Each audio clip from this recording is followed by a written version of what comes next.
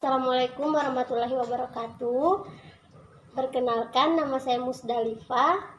Di sini saya akan menjelaskan tentang konsep dasar kurikulum, dimensi kurikulum, peran kurikulum, dan juga fungsi kurikulum. Baik, saya akan menjelaskan materi yang pertama, yaitu konsep dasar kurikulum. Istilah kurikulum berasal dari kata curir, pelari, dan cururet, tempat berpacu. Dan pada awalnya digunakan dalam dunia olahraga.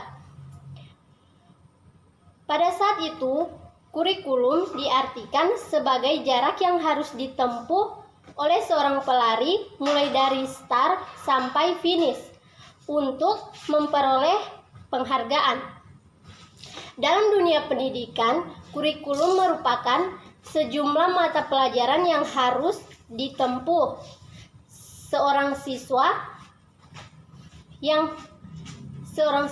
dari awal sampai akhir program pelajaran untuk memperoleh penghargaan dalam bentuk ijazah. Kurikulum secara berkala akan mengalami perkembangan sesuai kemajuan zaman. Menurut Undang-Undang Republik Indonesia Nomor 20 Tahun 2003 tentang Sistem Pendidikan Nasional, perkembangan kurikulum dilakukan dengan mengacu pada standar nasional pendidikan untuk mewujudkan tujuan pendidikan nasional. Baik, saya akan melanjutkan materi yang kedua, yaitu dimensi kurikulum. Di mana dimensi kurikulum di sini terbagi menjadi dua, yaitu kurikulum sebagai substansi dan kurikulum sebagai sistem. Baik, kurikulum sebagai sistem di sini maksudnya dimensi ini memandang kurikulum sebagai rencana kegiatan belajar bagi siswa di sekolah, atau sebagai perangkat tujuan yang ingin dicapai.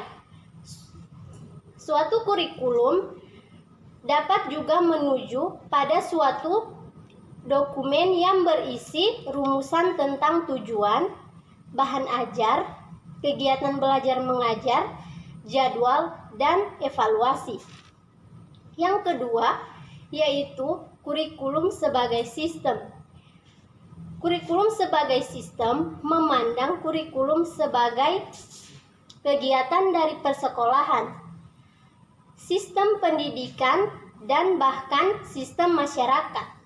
Suatu sistem kurikulum mencakup struktur, personalia, dan prosedur. Prosedur kerja, bagaimana cara menyusun kurikulum, melaksanakan, mengevaluasi, menyempurnakannya. Hasil dari suatu sistem adalah tersusunnya suatu kurikulum yang baik dan benar. Lanjut materi yang ketiga, yaitu peran kurikulum. Peran kurikulum di sini terbagi menjadi tiga. Yang pertama yaitu peran konservatif, yang kedua peran kreatif, dan yang ketiga peran kritis dan evaluatif. Baik, saya akan menjelaskan materi yang pertama, yaitu peran konservatif.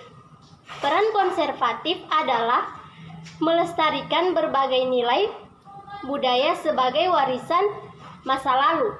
Yang kedua yaitu peran kreatif, di mana peran kreatif ini untuk mewujudkan kurikulum yang memiliki peran kreatif. Maksudnya kurikulum di sini harus mampu menjawab setiap tantangan sesuai dengan perkembangan dan kebutuhan masyarakat yang cepat berubah-ubah. Yang ketiga yaitu peran kritis dan evaluatif.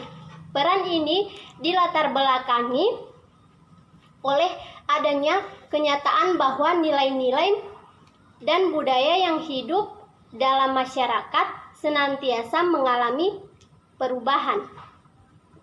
Baik, untuk materi yang keempat yaitu fungsi kurikulum, di mana fungsi kurikulum ini juga terbagi menjadi 6.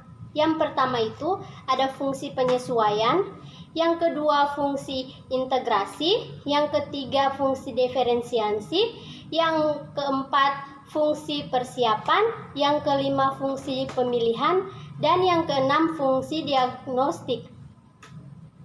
Baik, untuk fungsi penyesuaian di sini maksudnya yaitu mengandung makna kurikulum sebagai alat pendidikan harus mampu mengarahkan siswa agar memiliki sifat well-adjusted 11, yaitu mampu menyesuaikan dirinya dengan lingkungannya, baik lingkungan fisik maupun lingkungan sosial.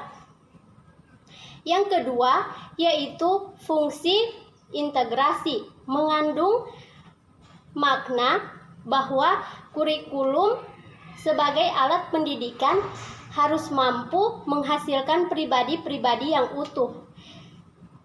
Siswa pada dasarnya merupakan anggota dan bagian integral masyarakat ke jenjang yang lebih tinggi. Yang ketiga yaitu fungsi diferensiasi, mengandung makna bahwa kurikulum sebagai alat pendidikan harus mampu memberikan setiap siswa memiliki perbedaan baik dari aspek fisik maupun psikis. Yang keempat yaitu fungsi persiapan, mengandung makna bahwa kurikulum sebagai alat pendidikan harus mampu mempersiapkan siswa menuju studi ke jenjang yang lebih tinggi lagi. Yang kelima yaitu fungsi pemilihan, mengandung makna bahwa kurikulum sebagai alat pendidikan mampu memberikan kesempatan pada siswa untuk memilih bagian-bagian belajar yang sesuai dengan kemampuan dan minatnya. Fungsi pemilihan ini sangat erat kaitannya dengan fungsi diferensiasi. Mengapa demikian? Karena pengakuan atas adanya perbedaan individual siswa berarti pula diberinya kesempatan bagi siswa tersebut untuk memilih apa yang sesuai dengan minat dan kemampuannya atau bakatnya. Yang keenam yaitu fungsi diagnostik. Fungsi diagnostik di sini mengandung makna bahwa kurikulum sebagai alat pendidikan harus mampu membantu dan mengarahkan siswa untuk dapat memahami dan menerima potensi dan kelemahan-kelemahan yang ada pada dirinya. Itulah materi dari saya, kurang dan lebihnya. Wassalamualaikum warahmatullahi wabarakatuh.